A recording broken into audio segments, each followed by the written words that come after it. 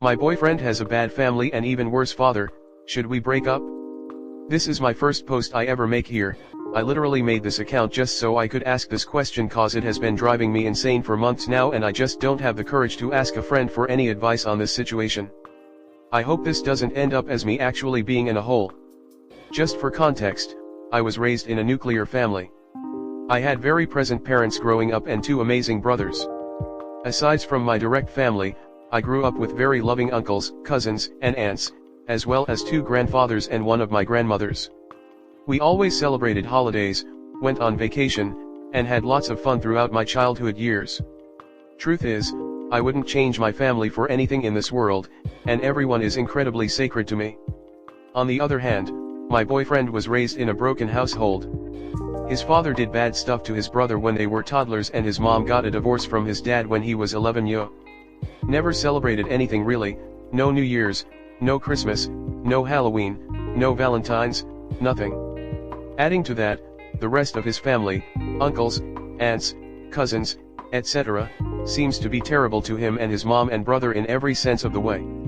He's always saying how they take advantage of his mom's economic wealth and how hypocritical they are because they never support his mom during bad times and often trick her into giving them money for useless investments. I don't know exactly what that is. His dad is now working abroad, apparently spending all his money on nightlife ladies and video games, something he tirelessly tells me every time the subject about his dad's situation comes up. I don't really know his family despite us being a couple for 2 years now because he's been scared of introducing me to them, probably because he's not proud of them and is trying his best to dissociate from them.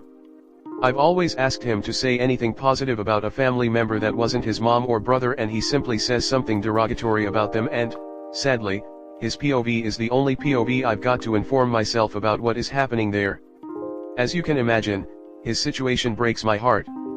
Sometimes I wish I could lend my family to him so he can learn a life lesson or two from actually caring people, but I don't think it would be a good idea because all this situation is making me question my relationship with him in the first place.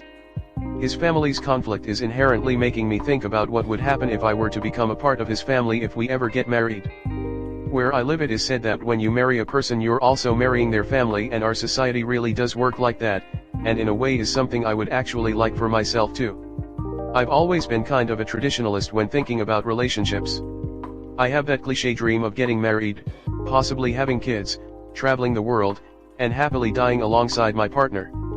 After being so exposed to stories on TV, the internet, and my own friends, I've become very concerned with making sure I'd have a loyal and loving partner in my life/father for my children because I've seen how horridly common it is for people to have negligent or violent people in their lives, just like my boyfriend did. In terms of personality, he's always been a pretty quiet person. I don't know if this helps but he's an INTP, but somewhat outgoing when he's with specific people. In the beginning he seemed mysterious and that kind of made me build confidence and be the one to approach him. I'm an ISFJ so I really went out of my comfort zone for this, but after some time and after getting to know all of this about his family I'm not sure if I'll be able to keep up with this anymore. Oh, also, he's a, mind you, incredibly talented programmer, and I'm a hobbyist pianist. As you may realize, we're polar opposites and that was also very fun when we started dating.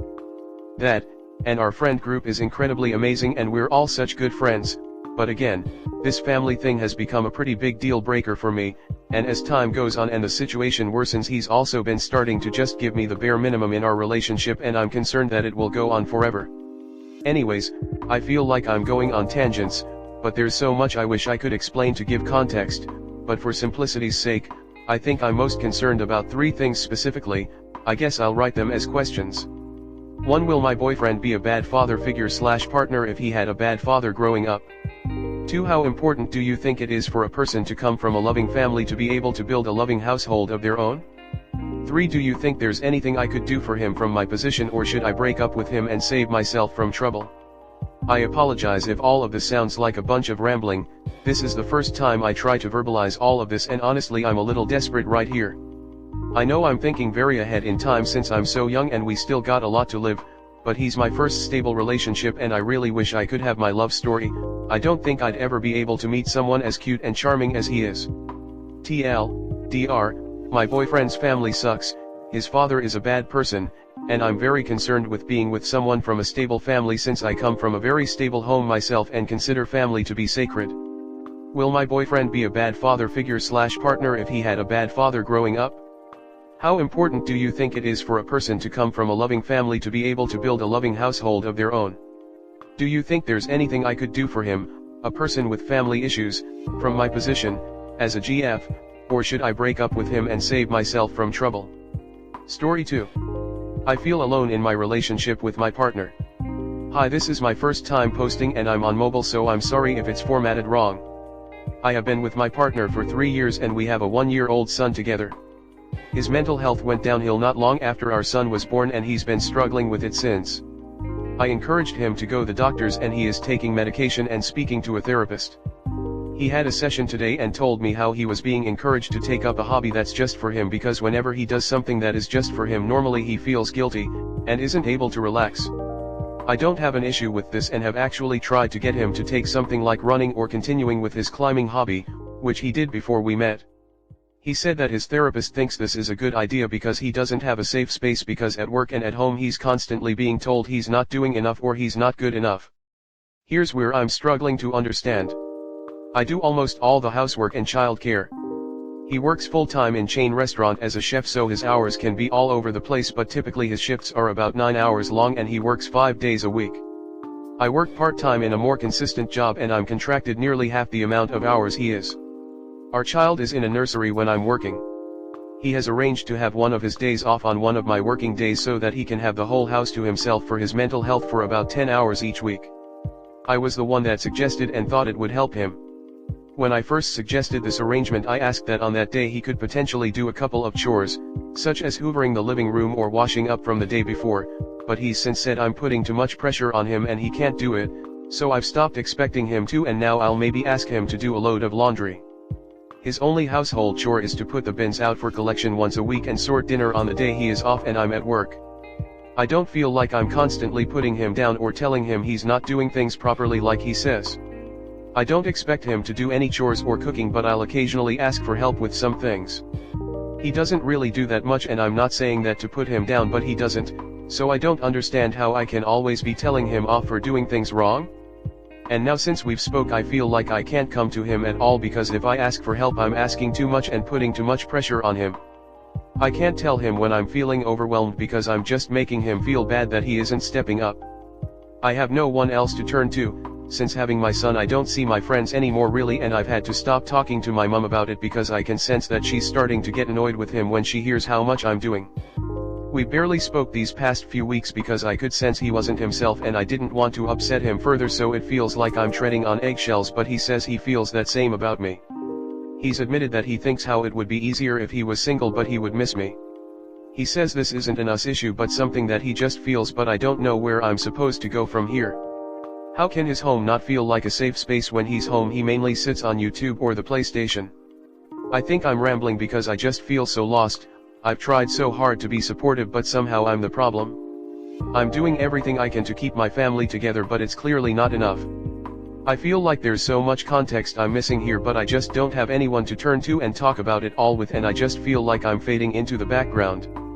Does anyone have any advice on where I should go from here? Or maybe what I'm doing wrong? Comment.